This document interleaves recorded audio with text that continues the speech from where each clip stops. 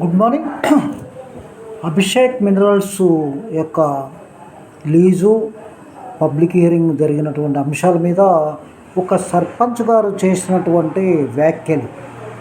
ఆయన చెప్పింది ఏంటంటే, బయట శాస్త్రవేత్తలు, అనంతపూర్ దేశ సేవకులు, రాష్ట్ర సేవకులు బ్యాగులు పట్టుకొని గుంపులుగా వచ్చిన వాళ్ళ సలహాలు సూచనలు తీసుకోవద్దని చెప్పాడు. చట్టాన్ని ఇంప్లిమెంట్ చేయవలసినటువంటి ఎన్విరాన్మెంట్ ఇంజనీర్ కానీ, అక్కడ కన్వీనర్గా ఉన్నటువంటి వ్యక్తులు కానీ, అధ్యక్షులు కానీ దాన్ని ఫాలో చేయాల్సిన అవసరం ఉందా లేదనేది వాళ్ళ విచక్షణకు మనం వదిలేస్తాం. ముఖ్యంగా దీని గురించి నేను కూడా మా యొక్క ప్లేస్లో, మా జిల్లాలో ఒక ఎక్స్పెరిమెంట్ చేశాం.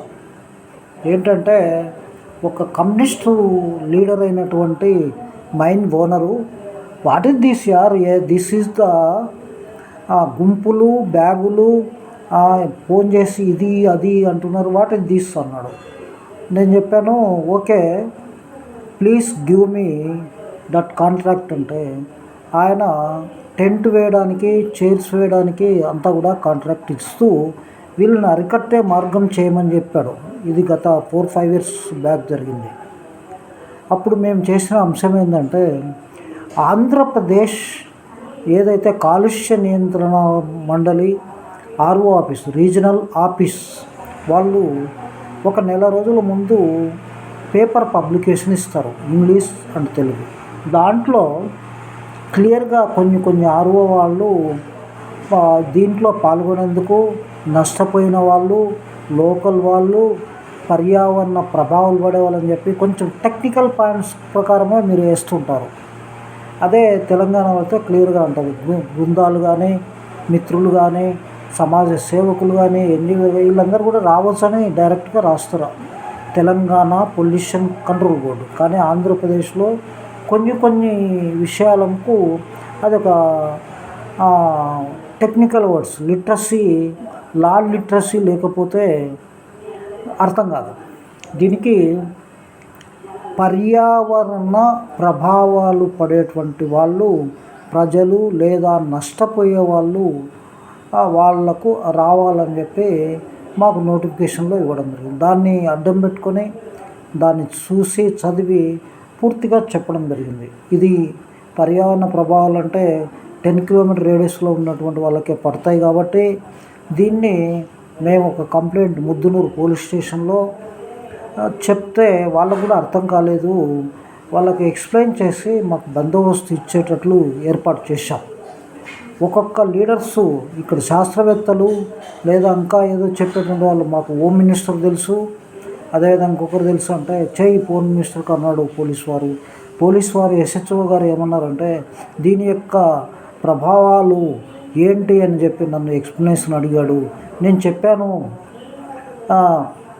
సార్ ఇలా ఉంటుంది, దీని మీనింగ్ ఇదేనంటే, ఓకే గో హెడ్ అని చెప్పి ఒక ఎస్ఐని పంపించాడు అక్కడికి. ఎస్ఐ గారు అందరినీ కంట్రోల్ చేసి అందరినీ పోలీస్ స్టేషన్ తీసుకుపోయారు. మీరు వచ్చేదానికి అవకాశం లేదు అని చెప్పాడు. అంటే మరి నాకుందా అంటే, నేను అక్కడ వాళ్ళకు అడ్వైజర్గా, కంపెనీకి అడ్వైజర్గా, అదేవిధంగా వాళ్ళ యొక్క టెంటును, చైర్స్ను పర్యవేక్షణ చేస్తూ ఉన్నాను. కాబట్టి నాతో పాటు 2-3-4 పర్మిషన్ ఇచ్చేస్తారు పోలీసు వాళ్ళు. అప్పుడు మేధావి అయినటువంటి మా కడప పెద్ద రెడ్డి గారు, అనంతపూర్ రెడ్డి గారు అందరినీ కూడా, మిగతా తెలంగాణ వాళ్ళని కూడా తీసుకున్నారు. దాని యొక్క మీనింగ్ ఏంటంటే, మిస్టర్ రెడ్డి గారికి ఇక్కడ ఎన్నో సంవత్సరాల తర్వాత ఈ యొక్క నిన్న జరిగిన దాంట్లో ఒక సర్పంచ్ గారు ఈ అంశాన్ని లేవనెత్తాడు. కేతవరం విలేజ్లో సర్పంచ్ గారు అడిగిన అంశం ఇదే. ఎందుకంటే పర్యావరణ ప్రభావాలే తప్ప మిగతా వాళ్ళవి తీసుకోవద్దు అనేటువంటి అంశం. అది రూల్ ఉంది. కానీ ఏపీలో కొన్ని ఆర్ఓలు మాత్రం డిఫరెంట్ రాస్తుంటారు. దాని ప్రకారం అయితే మీ దాంట్లో ఉన్నటువంటి పబ్లికేషన్లో అదే విధంగా ఉన్నట్లయితే, ఏది పర్యావరణ ప్రభావాలు రావచ్చు, లేదా నష్టపోయిన వాళ్ళు రావచ్చు, ఇవన్నీ ఉంటే అదర్స్ అనంతపురం నుంచి కానీ, ఇంకొక జిల్లా నుంచి కానీ, ఇంకొక నుంచి రావడానికి అవకాశం లేదు. గత ప్రభుత్వంలో పెద్దలు మా ఎన్జిఓ మిత్రులు పెద్ద పొలిటీషియన్ నాయకులు, ఎమ్మెల్యేలు, ఎంపీలు, సీఎంల కంటే గొప్ప నాయకులు కొంతమంది నన్ను తాడిపత్రిలో ఒక సెక్షన్ పెట్టి పోలీసు వాళ్ళ ద్వారా నాతో మాట్లాడుతూనే చెప్పకనే నన్ను లోపల రానికుండా మధ్యాహ్నం వరకు ఉన్నారు. ఇంకొక సెక్షన్ గురించి కూడా చెప్తాను. ప్రజాభిప్రాయ సేకరణ అనేది ప్రజలందరూ ఎవరైనా పాల్గొనొచ్చు అనేది ఒక జీవో. దాని మీదనే నేను ఇప్పటివరకు పనిచేశాను. అయితే నువ్వే రూల్స్ ఎందుకు చేపించావు మీ ఊర్లో అంటే, వీళ్ళ బాధ కష్టము తట్టుకోలేక అన్నానికి పోతే గుంపులు ముందు వీళ్ళే తింటారు. అదేవిధంగా ప్రతివాడు ఫోన్ చేసి I want money, I want donation, మేము నల్గొండలో పెన్సిల్ పంచుతాం ఇవి అంటాడు. అప్పుడు నేను ఇన్ఛార్జిగా ఉన్నా కాబట్టి నాకు తెలిసింది అంతా. తర్వాత ఒక మాదిగ పోరాట సమితి లీడర్, వాని పేరు రమణ, వాడు 6 నెలలు 1 year సతాయించాడు నన్ను హైదరాబాద్లో. ఫోన్ చేసి ఏం చెప్తాడంటే, మా పిల్లలకు డబ్బులు ఇవ్వి. ఎందుకురా బాబు అంటే, ఇవ్వాల్సిందే అంతే రూల్ అని చెప్పాడు. డబ్బులు ఇవ్వాలని, డొనేషన్స్ ఇవ్వాలని లేదా బెదిరించి తీసుకోవాలనే రూల్స్ ఎక్కడా లేవు. ఇదే ఇక్కడ జరిగిన డోను మాజీ ఎంపీలు కూడా ఒకసారి వీళ్ళందరినీ కూడా అరెస్ట్ చేశారు. ఇది గతంలో జరిగింది. ఇప్పుడు ఇక్కడ ఎందుకు అరెస్ట్ చేయలేదు, ఇప్పుడు ఎందుకు వీళ్ళందరినీ అలో చేశారనే క్వశ్చన్ సర్పంచ్ గారు వేశారు. ఆ చట్ట ప్రకారము మనం గమనిస్తే ఆ చట్టం ఏం చెప్తుందంటే, నేను చెప్పినటువంటి అంశాలే వర్తిస్తాయి. దీన్ని ఖచ్చితంగా కర్నూలు ఆర్ఓ గారు దీన్ని ఇంప్లిమెంట్ చేయాలా లేదా ఈ యొక్క ఒత్తిడిని తగ్గించుకోవాలా, వీళ్ళు మాట్లాడొద్దు వాళ్ళు మాట్లాడొద్దు అని అంటే లాఫుల్గానే నీవు పేపర్ నోటిఫికేషన్లో ఇవ్వండి. Only comes this hearing, public హియరింగ్కు పర్యావరణ ప్రభావాలు పడేటువంటి వాళ్ళు, నష్టపోయే వాళ్ళు మాత్రమే అనుమతించబడును.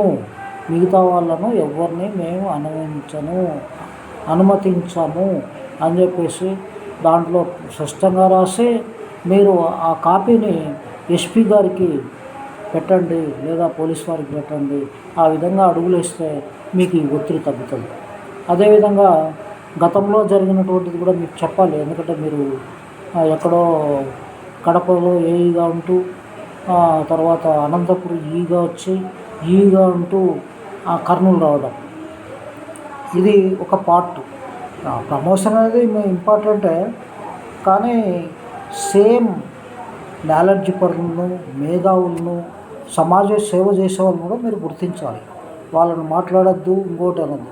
మీరు ఎవరిని మాట్లాడకుండా పోతే గౌరవ టీజీ వెంకటేష్ గారి ఫార్మా కంపెనీ గురించి మనం చెప్పుకోవాల్సిన అవసరం ఉంది. ఎందుకంటే ఆయన కూడా ఇదే అంశాలు నాతో డిస్కషన్ చేశాడు 2018-19 ఆ ప్రాంతంలో. చెప్పినప్పుడు సమాజ సేవకులు అనేటువంటి వాళ్ళు సమాజం సలహాలు సూచనలు ఇస్తారు. అదేవిధంగా మీకు ప్రయోజనంగా ఉంటుంది. ప్రజల యొక్క శ్రేయస్సును ఇదంతా చేస్తారని చెప్పడం. ఆయన కూడా మాకంటే ఎక్కువ చట్టాలు తెలుసు. ఎందుకంటే ఒక ఎంపీగా, ఒక ఎమ్మెల్యేగా, ఒక మంత్రిగా, బీజేపీ గవర్నమెంట్లో నేషనల్ అథారిటీకి చైర్మన్గా పనిచేసినటువంటి వ్యక్తి కాబట్టి నాతో చాలా డిస్కషన్ చేశాడు. అప్పుడు నేను చెప్పాను, రావద్దు అనే హక్కు మీకు లేదు. అలా చెప్పాలి అంటే ఒక పొల్యూషన్ కంట్రోల్ బోర్డ్, రెవెన్యూ, లేకపోతే కలెక్టర్, ఏపీ పీసీబీ అని చెప్పడం, ఆయన అందరినీ అలౌ చేయడం. ఆయన కూడా కొన్ని రిస్ట్రిక్షన్ పెడితే 5 members మాట్లాడే అవకాశం ఇప్పించాను నేను. దాంట్లో ఇప్పుడు ఉన్నటువంటి రెడ్డి గారు ఇంకా మిగతాది దాన్ని అవకాశంగా తీసుకొని నాతోటే హెల్ప్ తీసుకొని తర్వాత జైలు పోయినటువంటి సంఘటనలు కూడా ఉన్నాయి. దానికి కూడా నేనే కారణం, నేనే బ్లాక్మెయిల్ చేసినట్టు వాళ్ళు చెప్పుకోవడం, రకరకాలుగా వెంకటేష్ గారు నాతో అడగడం. నేను చెప్పాను, I am very well settled, but I do not enter the blackmailing or ask to money. నేను ఎప్పుడు ఎక్కడైనా మిమ్మల్ని అడిగినట్లు చూపిస్తే అని చెప్పడం జరిగింది. నా యొక్క పాలసీ ప్రకారం డబ్బులు అడిగే హక్కు ఎవరికి లేదు.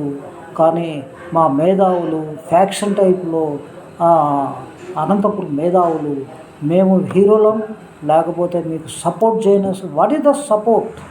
నేను అడుగుతున్నాను. ఈ సపోర్ట్ ఏంటి? ప్రజల సమస్యల గురించి రావాల్సినటువంటి వాళ్ళకు సపోర్ట్ అంటారు. ఇది పార్టీలు ఏదైనా సరే ఇది కరెక్ట్ కాదు. ఎన్జిఓ మిత్రులు చేసేటువంటిది ప్రతిపక్షంగానే ఉండాలి. వీడు గొప్ప కాదు, నేను గొప్పను, నాకు ఎమ్మెల్యే తెలుసు, మినిస్టర్లు తెలుసు అని బెదిరించి ఒక 5 సంవత్సరాలు విధ్వంసకరమైన ఆర్థిక వ్యవస్థను పేర్లు చెప్పి కూడా పనిచేసినటువంటి మేధావులు మా దగ్గర ఉన్నారు. వాళ్ళది పరిగణలోకి తీసుకోవద్దు. ఇప్పుడు మీరు రూల్ ఆఫ్ లాను మెయింటైన్ చేయాలంటే మీరు పబ్లికేషన్స్ ఇచ్చినటువంటి వదిలేయండి. న్యూ పబ్లికేషన్స్లో నేను చెప్పింది రాయండి.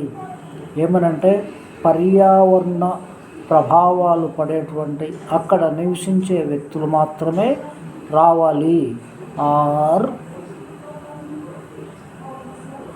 భూ నిర్వాసితులు లేదా దీనివల్ల నష్టపోయే వ్యక్తులు రావాలని చెప్పి కొన్ని ఓట్స్ రాయండి. ఆ విధంగా కంట్రోల్ కావడానికి మేధావులను సర్పంచ్ గారు చెప్పినటువంటిది కూడా కరెక్ట్ అవుతుంది. సర్పంచ్ గారు చెప్పినటువంటి ఎంతో మేధావితనంతో ఆయన చెప్పడం జరిగింది.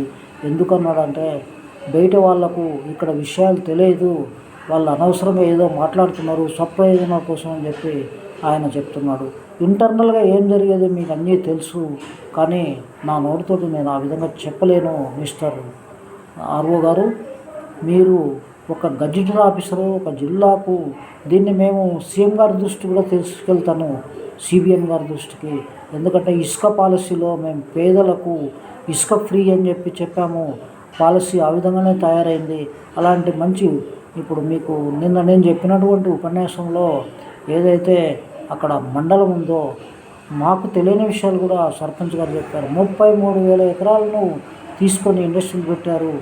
అప్రిషియేట్ చేస్తున్నాం ఆయనకు ఉన్నటువంటి నాలెడ్జ్తో.